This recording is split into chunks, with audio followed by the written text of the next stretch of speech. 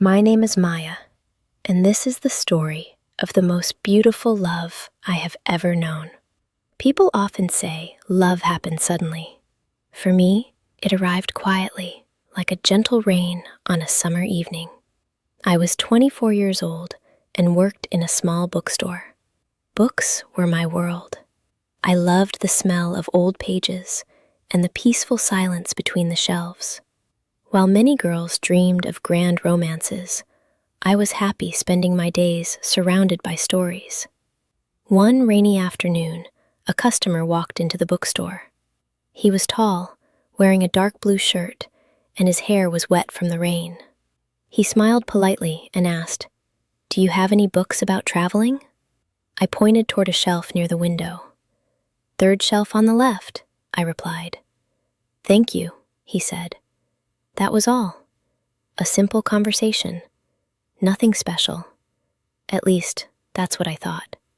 The next day, he came again. Then the day after that. And then almost every week.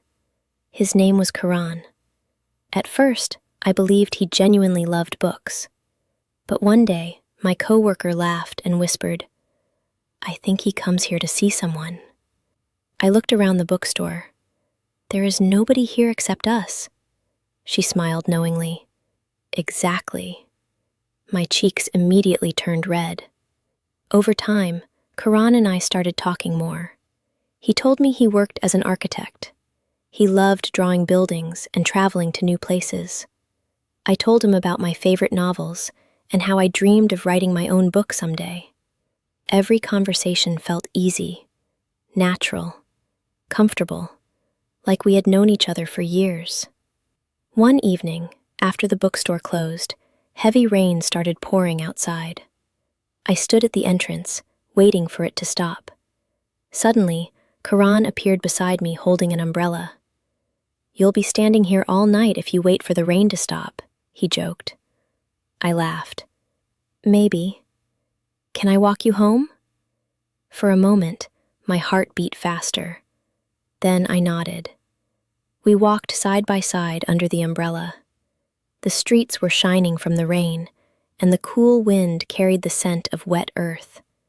Neither of us spoke much, but the silence felt warm. Before leaving, he looked at me and said softly, "I really enjoy spending time with you, Maya." I smiled. "So do I." That night, I could not sleep. Weeks turned into months. Our friendship grew stronger. We shared stories, dreams, fears, and hopes. Whenever I had a bad day, Karan somehow knew how to make me smile. Whenever he felt stressed, he would call me. We became each other's favorite person. One Sunday morning, he invited me to a hill overlooking the city. The sky was bright blue, and colorful flowers covered the ground. We sat together watching the sunset. The golden light painted everything around us. Suddenly, Karan became quiet. He looked nervous. "Maya," he said. "Yes?" "There is something I want to tell you." My heart started racing. He took a deep breath. "I love you." For a second, the world seemed to stop. The wind, the birds, everything. I had imagined this moment many times, but hearing those words felt different, more beautiful, more real. His eyes were full of sincerity. No games, no confusion, just honesty. "I love you too," I whispered. The biggest smile appeared on his face. That evening became one of the happiest moments of my life. Years passed. Our love grew deeper with time. People often think love is only about romantic dates and sweet words. But real love is much more than that. It is staying when life becomes difficult. It is supporting each other through pain and challenges. And soon, we faced one of those challenges. My father became seriously ill. The hospital visits increased. Medical bills piled up. I felt exhausted and worried every day. Sometimes I cried alone because I was afraid of losing him. During those difficult months, Karan never left my side. He accompanied me to hospitals. He sat with my family. He encouraged me whenever I felt hopeless. One night, after a long hospital visit, I broke down in tears. "I am so tired," I whispered. Without saying much, he simply held my hand. "You don't have to carry everything alone," he said. Those words gave me strength. For the first time in weeks, I felt less afraid. That was when I truly understood what love meant. Love is not only standing together during happy moments. Love is holding someone's hand during their darkest days. Thankfully, my father recovered slowly. Life became peaceful again. A year later, Karan proposed to me. He did not choose an expensive restaurant or a grand event. Instead, he took me to the bookstore where we first met. The same shelves, the same wooden floor, the same peaceful atmosphere.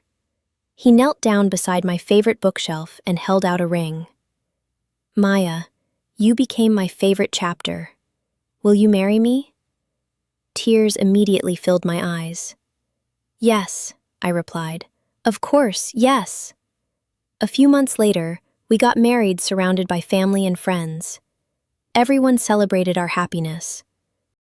But my favorite moment was not during the ceremony. It happened later that evening. The guests had gone home. The music had stopped. The decorations were slowly being removed. Karan and I sat together quietly. For a while, neither of us spoke. Then he looked at me and smiled. "You know," he said, "walking into that bookstore was the best decision of my life." I laughed. "Looking for travel books?" I asked. He grinned. "I wasn't looking for books anymore," he said. "What were you looking for?" I asked. He gently squeezed my hand. "You." Even today, years later, that answer still makes me smile. Because true love is not about finding a perfect person. It is about finding someone who chooses you every day. Someone who stays during storms and sunshine. Someone who becomes your friend, your support, and your home. And I was lucky enough to find that kind of love.